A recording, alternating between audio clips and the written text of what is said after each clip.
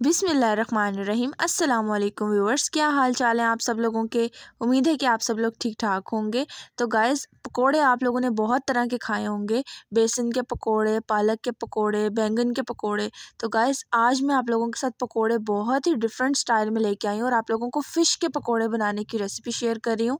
Guys, बहुत ही unique और मज़ेदार रेसिपी है, आप लोग इसको ज़रूर ट्राई कीजिएगा। तो चलिए आइए रेसिपी की तरफ चलते हैं। तो ये देखिए गाइस, यहाँ पर मेरे पास 1 किलो फ़िश है। इसको मैंने अच्छे तरीके से धो के खुश्क कर लिया है। ये देखिए इस तरीके से होनी चाहिए, ठीक है। अब इसमें आप लोगों ने 1 टेबलस्पून धनिया ले लेना है। गाइस, ये थोड़ा दरदरा मैंने इसको पीसा है, धनिया को, साबुत धनिया है।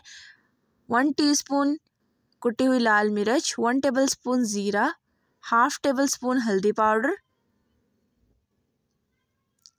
हाफ टेबलस्पून लाल मिर्च पाउडर, हाफ टेबलस्पून और अकॉर्डिंग टू योर टेस्ट नमक इसमें ऐड कर दें। अब इसमें जाएगा बेसन, तो इसमें 2 टेबलस्पून हम लोग बेसन के ऐड करेंगे।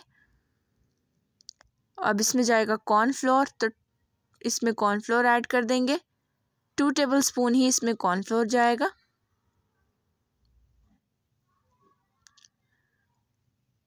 वन टेबलस्पून चाट का मसाला और 1 टेबलस्पून इसमें जाएंगे तिल। तो गाइज़, ये कंपल्सरी है, आप लोग इसका टेस्ट देखिएगा, इतने मज़ेदार इसका टेस्ट होगा। 1 टेबलस्पून सिरका और नींबू का जूस ऐड कर दें इसमें। अब इन सारी चीज़ों को अच्छे तरीके से आप लोग मिक्स कर लें। गाइज़, इसमें कोई आप लोगों को chilli sauce, soya sauce add करने की ज़रूरत नहीं है। तो ये देखिए, थोड़ा सा पानी लगा लें हल्का सा, ताकि गाइस बहुत ज़्यादा पतला नहीं कर देना इसको आप लोगों ने, ठीक है। ये देखिए इस तरीके से होना चाहिए कि इसके ऊपर लगा हुआ होना चाहिए। जो मिक्सचर है गाढ़ा गाढ़ा होना चाहिए, जो हम लोगों ने इसके ऊपर मैरिनेशन के लिए जो चीज़ें यूज़ की हैं। तो अब बारी आती है जी इसको फ्राई करने की। तो ये देखिए, हम लोगों ने इसको बहुत ज़्यादा डीप फ्राई नहीं करना, ठीक है। तो यहाँ पर मेरे पास मीडियम फ्लेम है।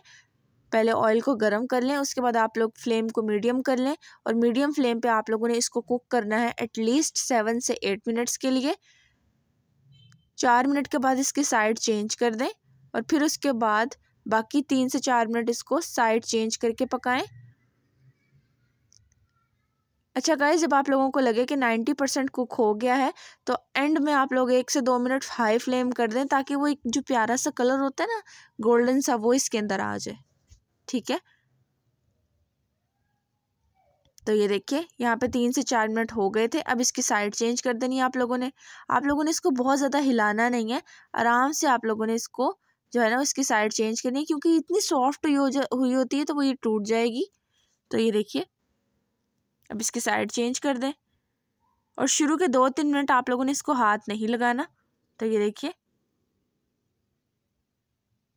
कितनी आसानी से इसकी साइड चेंज हो रही है। तो आप लोग भी इसी तरीके से करिएगा।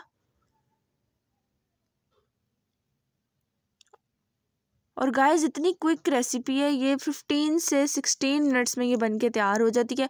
आप लोगों को कोई मैरिनेशन की ज़रूरत नहीं है, हम लोग इसको कोई मैरिनेट करके नहीं रख रहे जिससे हमारा टाइम जो है वो कंज्यूम हो, ठीक है।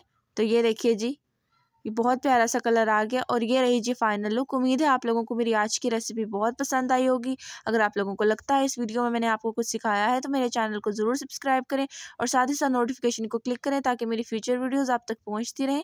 इंशाल्लाह ताला मिलूंगी मैं आप लोगों के साथ एक नई रेसिपी में। तब तक के लिए अपना बहुत सारा ख्याल रखिए और दुआ में याद रखिए। अल्लाह हाफिज़ and thanks for watching my video guys.